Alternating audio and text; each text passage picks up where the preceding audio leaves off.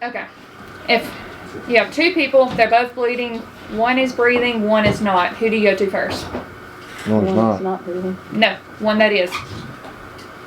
Because if there's both life-threatening injuries, one is breathing, one is not, you don't know if that one's already gone, and in the time it takes you to save the one that's not breathing, the one that is breathing could die. Analyzing heart rhythm. No shock advised. It is. Good afternoon, everybody, and welcome back. Today I'm going to a buddy's house. Got a couple friends that are going to go over some basic medical stuff, stuff you need to know in case you're out and about and first responders are too far away to help you, and you can help yourself or somebody else. So let's go see what they got to say. Accident, look, what's around a base one is if you smell gas, especially if the car's still running, there's a high chance that it's going to catch on fire. If they're conscious, okay, home.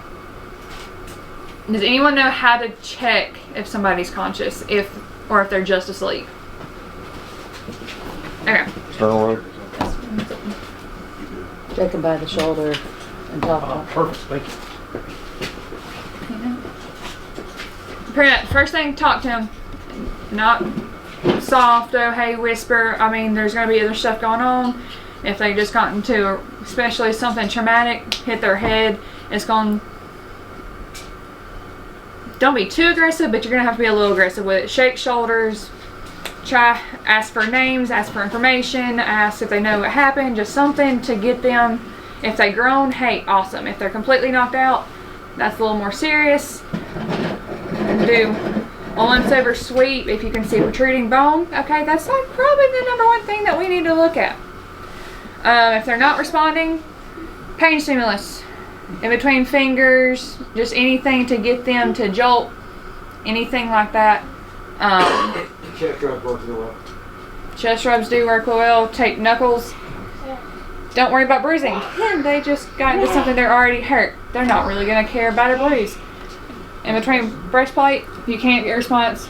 At this point, you've already called 911. You've already seen the scene, you've already called, and they're probably going to be asking 50 million questions of where's it at, how many people are in the car, is there kids, what age, if you can find an ID, if you can find a wallet, if they're conscious, try to ask them. If they know where it is, it depends on how bad the accident is. Their purse might be on the other side of the highway. I've seen it. I found it 15 minutes later after the EMS got there.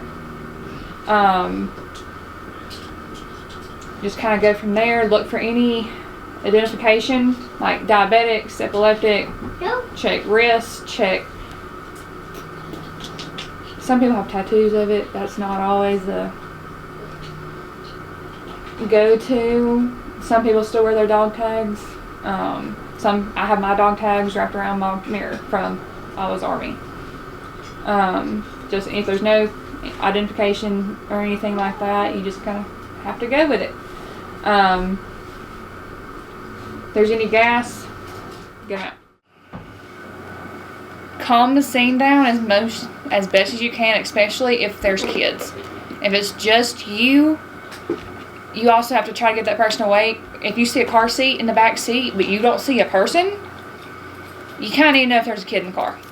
Especially if windshield's busted, if like the seatbelt is clipped, but there's not a kid in there. Granted, that's the likelihood of it actually being clipped and the kid not being in there, especially if it's a correct fitted car seat, is very slim but not unheard of.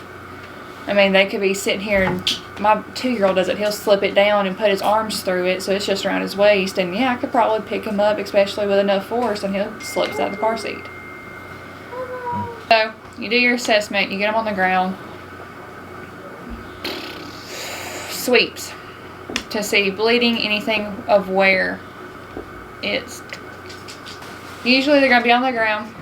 If they're aspirating, if they're choking anything, make sure they're on their side so they're not, especially if they're bleeding in their mouth, try to make sure, because if your head's back, everything is going, I mean, think of when you're sleeping or something like that. It's just going, you don't want them to choke. Okay, pull your hands there. So arm sweeps, I was taught C-clamp, run it down, and that's every extremity. So hands, chest, if you can get clothes off, try. Because sometimes it looks like you're bleeding here, but really it's run off from somewhere else. You need to know where the cause of the bleeding is. Because what you're going to do is based off of entry, exit, how bad it's bleeding, what kind of bleeding it is, which we'll go over. But you need to first assess everything that's going on with them. See if they're choking, see if they're conscious, see, go through those. If you can feel broken bones, just try to not make it worse by when you move them. Try to keep that, if it's like a leg and it's here or lower, just try to keep it straight. Because if that bone starts moving, it can lacerate more veins, lacerate tendons, unfortunately arteries, and it just kind of gets worse. For those chest rubs, okay, everybody's got nipples.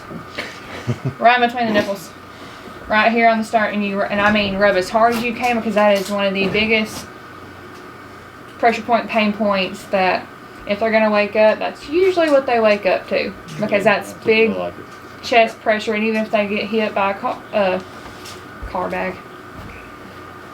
airbag, that's still a pinpointed pressure that they will usually wake up to. Feet, and when it comes to injuries, go from worst to least. Most life-threatening to least.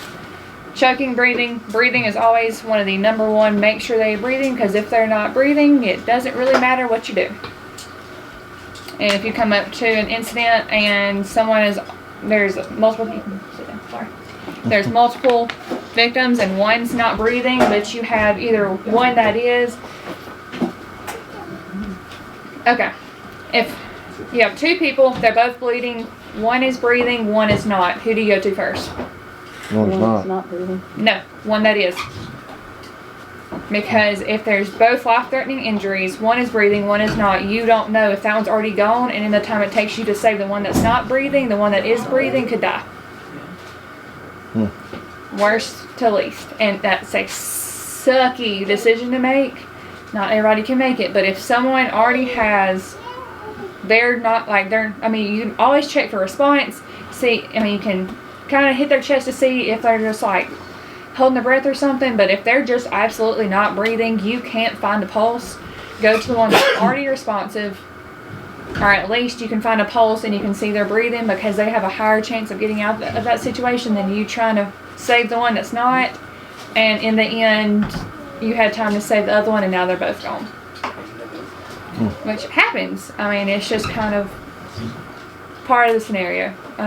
It's not always a great outcome, and it could even be if you go to the second one, they still don't make it, but you at least went to the one that had the greatest chance of surviving. In situations where people are trying to harm you and shoot you and all the glorious things of awful situations, this is technically based off of military, so tweak it as you feel need. We've all been in sketchy situations. Technically, return fire, take cover. Technically, you don't have to, if you don't know where they are, you don't really have to aim. At least look like you kind of know where they are so they think you're aiming at them. But make sure you look at your surroundings and know what you're aiming at. Last thing you need is someone shooting at you over here, you're shooting over here just to kind of do something, and a kid standing over here that you didn't really look at. Talk to who you're going for. See if they're responding. See if they can say anything. See if they can put themselves into cover. If they can put themselves into a position that they are safe, that is the number one goal, is to get them safe. It's not technically to, hey, I'm going to bombard in here, I'm going to save everybody, I'm going to try to get them into a safe position, even if you're not the one that pulls it. If you are in a situation where someone is shooting at you, they also have a weapon of who you're trying to save, get them to return fire so you can get to them. Because at least you have that version of cover. If they are conscious, if they can aim, let them aim. At least if they're shot, they have probably a better idea of where that just came from. You can get to them, then you pull, drag, carry, however you can, them and yourself to cover. Whether it's behind a building, behind a car, I mean something to block you. Something that has, and I don't mean a cardboard box, because obviously a bullet is going to go behind through a cardboard box. Something at least sound. That if it's hit, it's not going to go straight through and get both of you. And this also brings up the extraction from anything burning.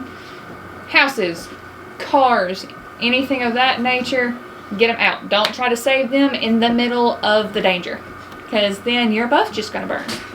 And I've seen it happen. I'm not even trying to be funny. Like someone has tried to give CPR in a burning building. Can't do that. Out away from any danger. Fire, shooting. If someone's drowning, technically away from the water. Just for the fact of if you're by a pool and you pull them out and you're right on the edge and they wake up and they turn over and the water's right there, they're going right back in. It's a bad day. I mean, somebody had some really bad decisions. I mean, and then you're right back to square one. Bleeding for tourniquets, which we're about to go over. We're going to go over types of bleeding, how you can identify bright blood, dark blood, which one is which. One is more of a pressure, and which one you need to stuff. The only one that's a little controversial is the neck. Most people say pressure. Some people say stuff it. I've been taught both. But if you don't know, Tourniquet around the neck works the best. you know. Solves all the problems. Okay, so impalements. Do you take it out or do you leave it in? Leave it in. Yeah, please. So at least you have a vein. Something's going through it. At least it's stopping it. At least to the best of the ability, because technically that is already plugged to the best you can. Stabilize it. Say you have a nail through the foot, planks on each side. So get something, I don't care. I've seen rolled socks where they're rolled up tightly and it's placed beside the nail to where if you're moving, it's not going to move. Shoulders, kind of the same way. Either you get bandaged, just something to stabilize it, because the last thing you need is it to move, and a centimeter can make a world difference, especially anything in the back. Center of the back, and half the time, don't move them. Especially if you can get an ambulance there, EMS there, just stabilize them. Monitor them. Talk them down. The best thing to do, especially in those situations, and this is if crap has not gone to all hellfire, calm them down. That'll bring pulse down. That'll bring blood pressure down as best you can. And if all that comes down, a lot of times, okay, blood pressure, bleeding, kind of higher blood pressure, faster you'll kind of bleed. I mean, it's not like a hand-in-hand kind of thing, but if victims flipping out, they're trying to move, they're trying to grasp things, I mean, they're going to bleed more. Mentally, they're not going to be the same. Number one thing is take control of the situation. If you're freaking out, they're going to freak out. I mean, they're going to come off of you. If they ask if they're going to be okay, and this kind of is based off of different people. Some people, no matter what, you're all right, we're going to get you to a place, calm them down. Or if you don't, you know they're not going to make it, don't. You don't want to lie to them, say you don't know. Say we're going to do our best. I mean, if you don't want to lie to them, obviously don't make promises of, yeah, you're going to get out of this, I promise you. That turns into a sticky situation, especially if somebody hears you. If you promise they're going to make it out, make all these promises, somebody else hears you, that's when legal action can kind of come into it, because you made a promise. This family member heard how, you're going to save them, and they die anyway. Well, now you get this whole grieving family, and people are going to figure out what happened. If it was a situation where they weren't going to make it in the first place, shouldn't have said they were going to make it, because there was no way. Obviously, if it's something horrible, drastic, like, an arm is completely gone, technically they're not going to die from that. Might want to put a tourniquet on it, though, because if not, they're not going to make it.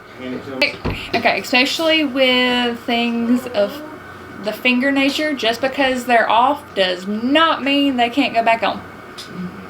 So, Arms are the same way sometimes. Depending on the just way like it is. teeth. If somebody, and that's like something on the very small end of nature, but someone knocks a tooth out, put a tooth in milk. Because tooth is technically a living thing. Put it in milk, the tissues of everything of the roots don't die as quickly. So put it in so you can at least make it to the hospital. I played softball. We had a girl fling her bat at practice, and I mean, a girl was standing right behind her, all 4 front teeth gone. Someone happened to have a milk jug from school. She got all 4 teeth put back in. It was rough and some swelling, but it at least saved it to where it can be put back in. Fingers and stuff along those nature, at least if they're right beside, know where it is. This website in general, Teachable C, amazing. If I had to do this whole thing based off of one website, it would be this website. Like, this is pretty much where at least 75% of this is coming off of. Yes, it's technically military version, but military version and civilian version is pretty much the same thing, other than you're usually not getting shot at. Okay, pulse. There's different areas you can find it. Obviously, if they're bleeding from their neck, probably not the best place to check for a pulse. But you have radial, which is the one that's right inside your wrist. Okay. Put 2 fingers on whichever wrist. Start off by just kind of hovering it. Can you feel your pulse? I think I'm dead. Exactly. So, there's 2 lines that usually you can feel. Go to, everybody's is kind of different. I go to the right with my left hand.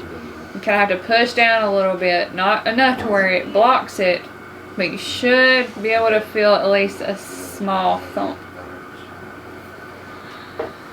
There you go. Pretty popular is the one on your neck. Got middle.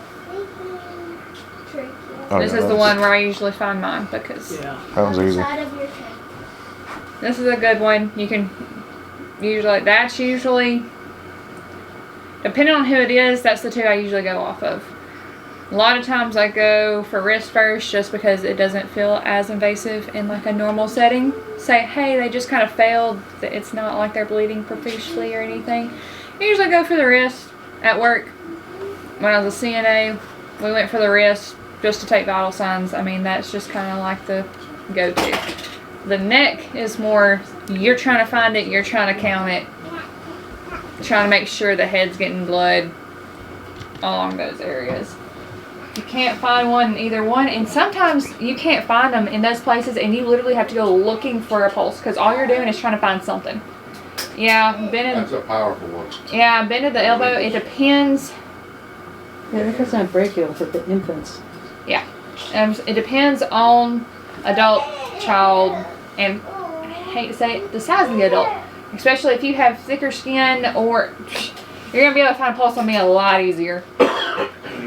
Touch a bone. When it comes to, like, I mean, average male, kind of just gotta find it. I mean, especially if calloused skin, anything like that, it just kind of depends. You just kind of find one.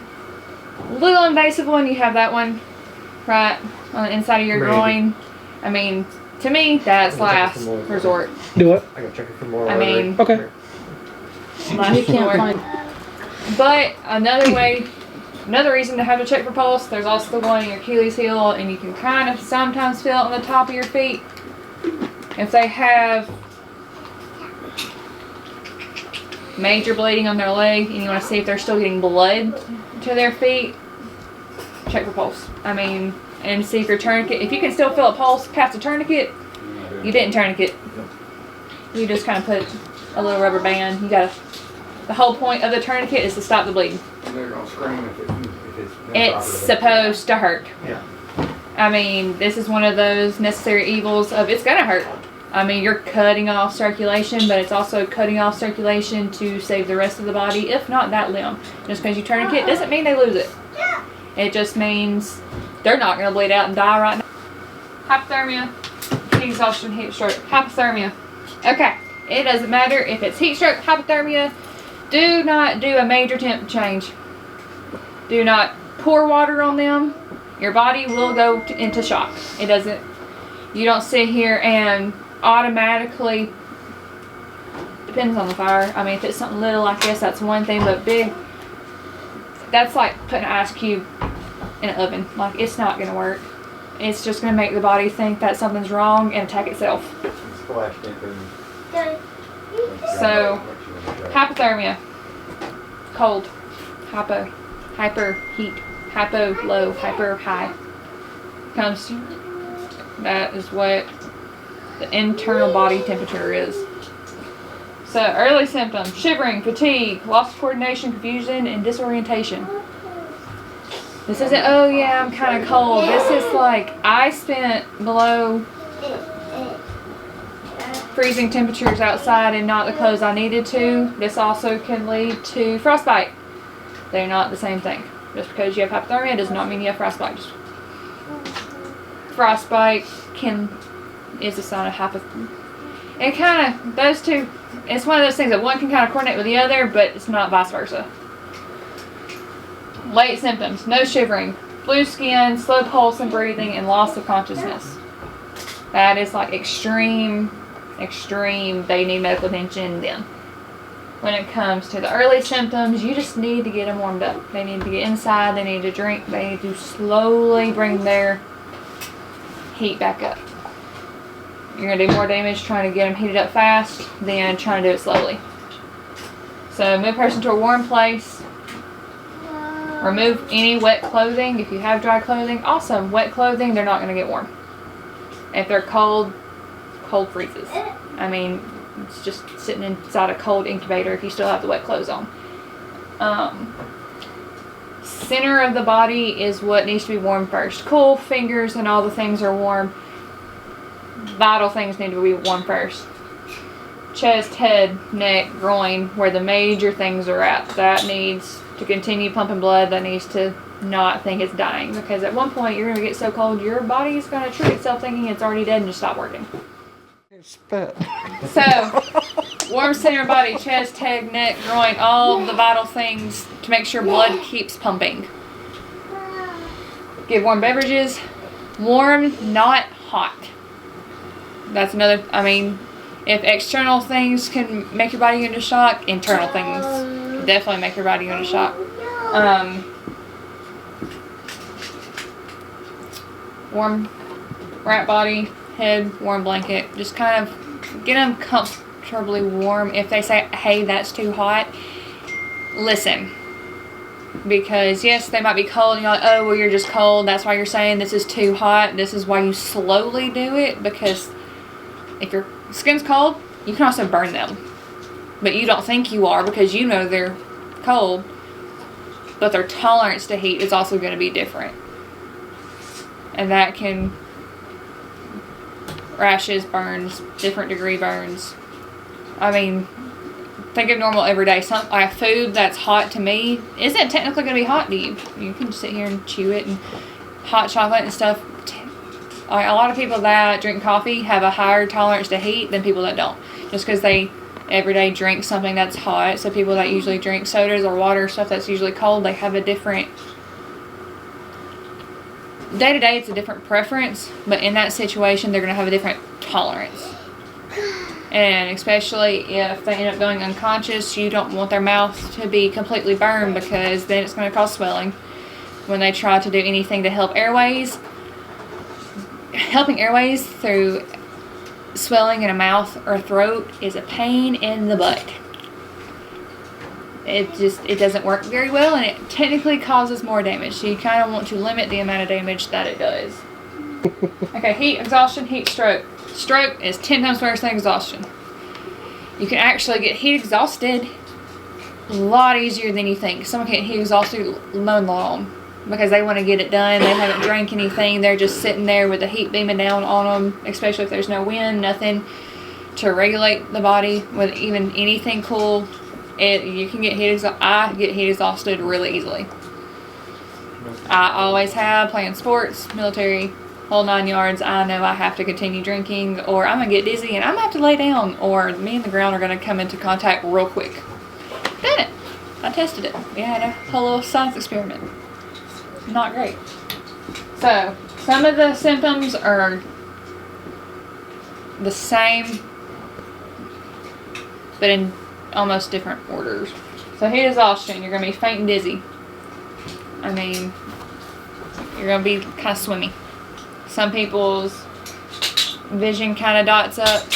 Kind of get that rapid weak pulse. It's been going quick, but not strong. I mean, you can feel it, but it's not going to be hard thumps. It'll be rapid, but it's going to be not as strong as usual, if that makes sense. Like, not as strong, but quicker.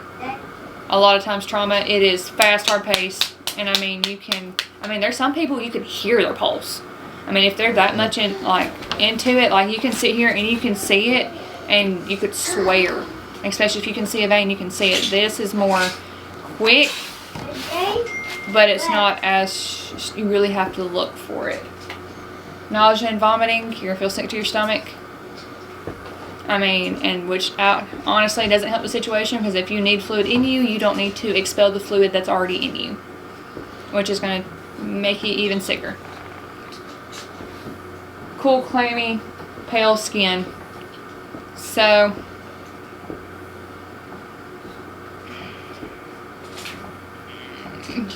think like breaking a fever, but instead of hot skin, it's cold. They just feel like clammy. I mean, you touch the skin, touch face, it's just, yeah, like, I can't really, I'm trying to think like a different way to describe it. But like, they're pale, it's not even really sweating. Like, they're already excessively sweating, but when you touch it, it doesn't feel like sweat. I don't want to say it's thicker, but the consistency of it is a little off, if that makes sense. And then muscle cramps. Sports. There's a big time you see muscle cramps. Basketball. Muscle cramping, lack of hydration. Your muscles and everything need hydration and things to function. If you have lack of hydration, your body's overheating, it starts, in a way, it starts shutting down to the point where your muscles, instead of flexing like they're supposed to, they lock up. Magnesium. So, leg cramps are really popular.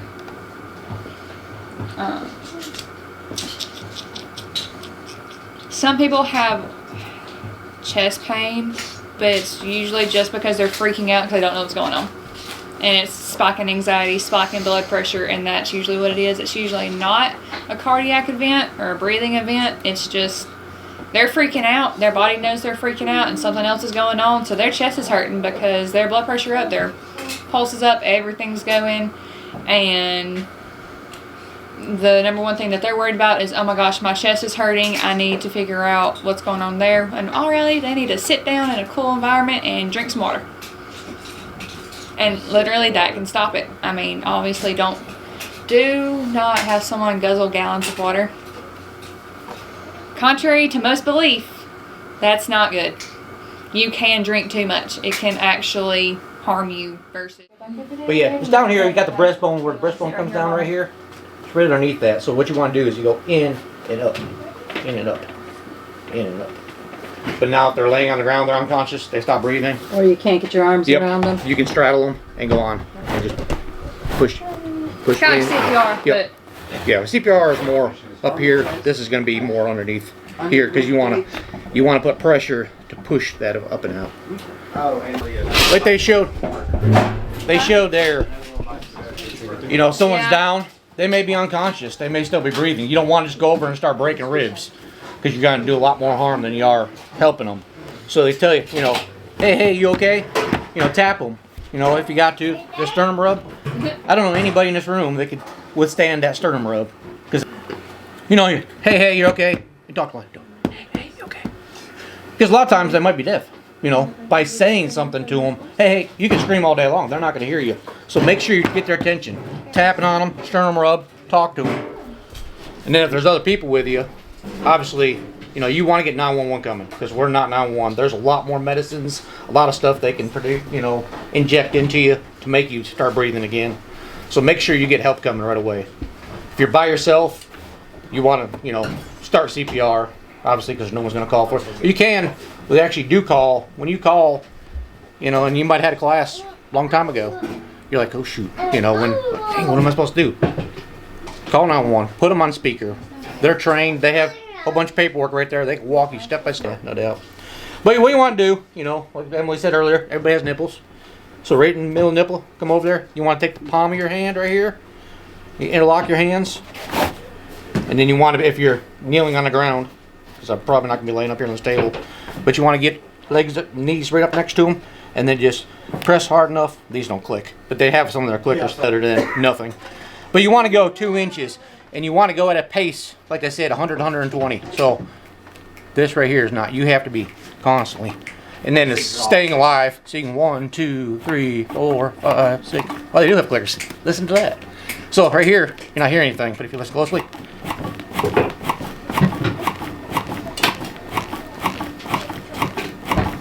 Each time you hear a click, it's proper depth.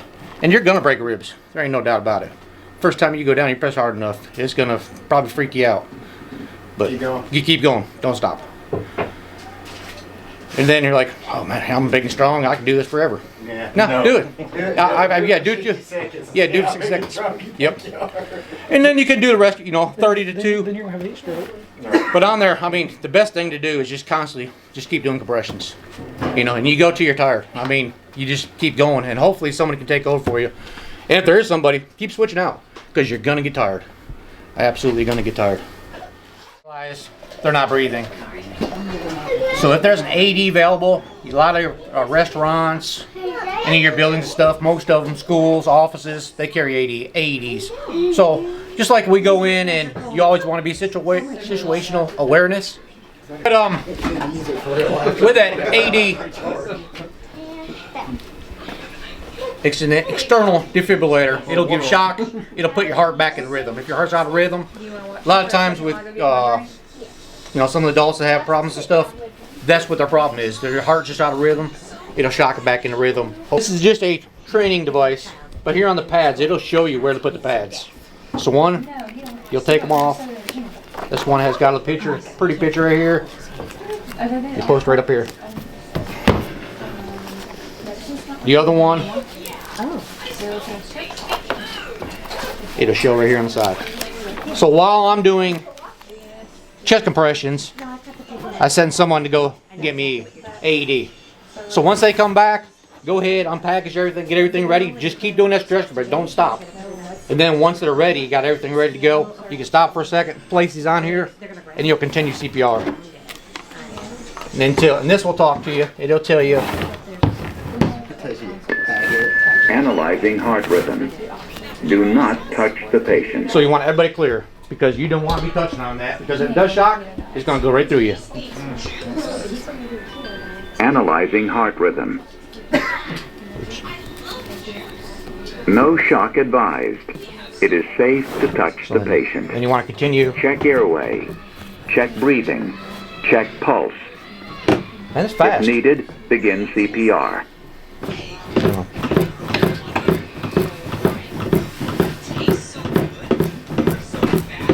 Sure, it's gonna talk to me. Maybe it won't.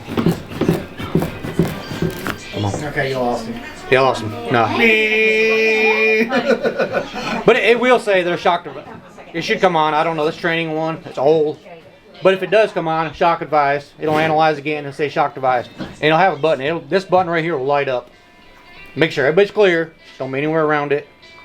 Hit the button, and then it'll shock them. And then if it tells, You'll know. yeah, their whole body's going to jerk up. I mean, it's going to pick up off the table, off the ground. You know, and just listen to that, because it'll walk you through it. And then if it says, you know, it shocks them, nothing, do nothing, just get back on CPR again. Then once it's analyzing, everybody clear, just continue to do that. Have you seen And with that too, if you got an AED, you know, this person, it's me, you know, take a knife, scissors, it's got to be on bare skin. You can't put it over clothing. So, I mean, you know, for us guys, it's kind of, you don't want to expose a women's chest. But there's, you know, there's good Samaritan laws. You can't, you know, they can try to sue you, but you're not gonna get sued. I think you're good in Alabama. Exactly. Exactly. So I mean, yeah, they have to get on there. They got to be bare skin. For us guys that have hairy chests, a lot of these kids will have a razor. I mean, they're not breathing. Just go ahead and dry shave them. Or if it's in the summertime, they're sweaty, you know, wipe them down before they, because you want good adhesion to the body. Now, on a child, you do not want these to touch. So with an infant, or up to age of 1, you just use 2 fingers. Or you can do the double. Or a double thumbs. Yep, or the double thumbs right here too. And then if you do it. Some of Now us, with a smaller child, you know, you just use 1 hand. As long as you're getting that proper depth, you're able to do that, that's fine. You know, if you got to, if you're not that bigger person and it's a little harder, you know, use the 2 hands. But you don't want to go more than 2 inches. You don't want to turn, not that tightly. Pinch, turn, make a ball. Some people make a knot at the end of it. I just kind of ball it up. Shove it down as much as you can where the bleed is. I twist, smaller. Twist, push, raise your 2 fingers up enough. 2 fingers should always be in it. It doesn't have to be the same 2 fingers. But I twist, push, trade, push, because I mean, you can sit here and do big, huge. It also depends on the size of the hole. There are many different kinds of tourniquets out there on the market. You know, some people say, oh, I found 6 of them for 20 bucks. Do you want to buy those 6 for 20 bucks? Probably not. You know, a good tourniquet, cat tourniquet, you know, they're, I don't know, 25, 30 bucks. I don't know the cheapest. Yeah, I'm thinking about $30 range. You know, I know it's a thing between buying this or that. But if you ever get some kind of, it doesn't have to be shot, you get some kind of injury to your arm or leg and bleeding out, I think 30 bucks is well spent. I think the SWAT tees are decent tourniquets as well. And I think they all have their, you know, pros and cons. So it just depends on what it is. And you got to be comfortable using it. I've never used a tourniquet on myself or anybody else for that matter. You know, that's one thing. And with that too, even like you call, like they call the fire department, guy's bleeding out. I'm not going to make it to him in time. It's one of those things you have to be there really, because if it's, you know, 10 minutes away, that dude's bleeding out. You know, more likely. So it all depends on how you package your tourniquet. They come in a nice, pretty package, all wrapped up in, you know, a little plastic and everything. But you don't want to take the time to have to unwrap all that plastic and all that, because I mean seconds count in that case. So remove your tourniquet from the IFAC or carrying pouch. Insert the wounded extremity through the loop of the tourniquet band. You want to position the tourniquet above the bleeding site, high on the extremity over the clothing uniform. I know a lot of things have been out there before. They're saying 2 to 3 inches, but you can always go. If there's something up here, go as high as you can. I mean, you can't lose. Grasp the tourniquet loop with your teeth, because in this situation here where they're showing you 1 arm, you don't have that extra arm. I don't have time to fool with this one. I only got 1 arm at that time. So you grasp the tourniquet loop with your teeth, or if you're able to, lean against a hard surface to prevent it slipping through. Tighten the tourniquet strap as much as possible. So that initial, when you put that tourniquet on, the initial right here, you know, if I did this right here and got it to say right there, then I tried to take my windlass and tighten that down, I'm never going to get pressure on that. So that initial, you want to cinch that down as much as you can before you do that. So tighten the tourniquet and the strap as much as possible. Then lift the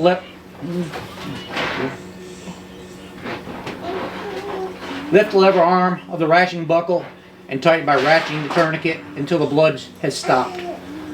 Not until the pain starts, because the pain is going to start. The pain is going to hurt like hell. I promise you that. It's going to hurt like hell. But until that blood's still leaking out, in worst case scenario, if you get it to where that's tightened all the way up and you're twisting that, you know, until you can't twist no more, and that blood's still going on, if you got a second tourniquet, go ahead and place it. You want to go above that other tourniquet. Heard 2 and been taught 2 different things. 3 inches above, 2 to 3 inches above the wound, but also highest to the joint. I do highest to the joint. So self-application to leg.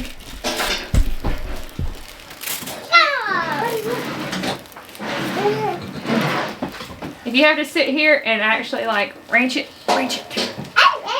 Okay, this is the part that's gonna suck.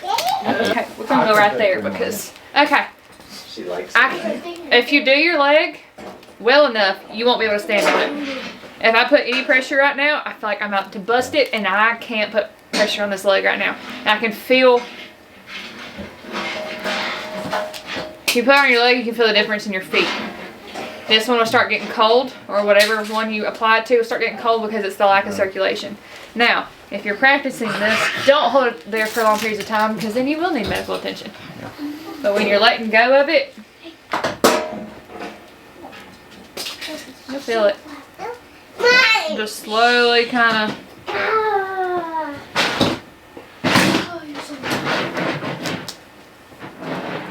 And then you can, once you get to the ratchet part.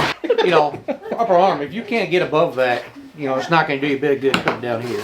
At that time, you have to use some kind of packing, something to put pressure on it. You're not going to be able to get up there. Tourniquets can also be a substitution for pressure gauze, but don't do it as tight. I mean, so if you had something right here, how they have the pressure, you can wrap it, you can hold it to the pressure, but don't do it so much that if it's a large wound that it bows in, because then I like kind of tight because say you don't know what if you get hit, you don't know what your bones are doing. I'd rather go further away from the injury because I know up here is more stable than right above it because I don't know how bad your bone's fractured. Yeah, that would be bad if you press that in there and then all of a sudden just start cutting away. Yep. Ooh, yeah, that would be rough. That's one thing. If you have one on and the bleeding still has not stopped, you can put on another one, but make sure you do it above it. Yep. So let's just, If there is room, obviously, if you already have it right here and it's not doing it, let's just say, I mean, Yeah, depending on where your wound. If your wound's down here, you got one here. then, so if you do high and tight and it's up here, your wound's down here, you can go so, more towards, but if you do like the 3 inches, that's it. Yeah, if they're like unconscious, you know, they're still breathing, obviously, you know, still talk to them. Just because they're unconscious, who knows? They still could be able to hear you. You know, let them know who you are, let them know what you're doing, let them know what happened. You know, if you can, you know, talk through it. Don't just start grabbing them and stuff because, you know, if they are kind of out of it and then all of a sudden they come back, you know, because they think you're violating them or something like that, yeah, they could attack you. alright guys, so I just got back. Brian and Emily did an excellent job going over all the different medical stuff that, you know, just basic medical stuff that you need to know. It's really important. You never know when you might be able to save somebody's life or save your own. So thank you guys for watching. Hope you guys enjoyed it. And we'll see you guys on the next video.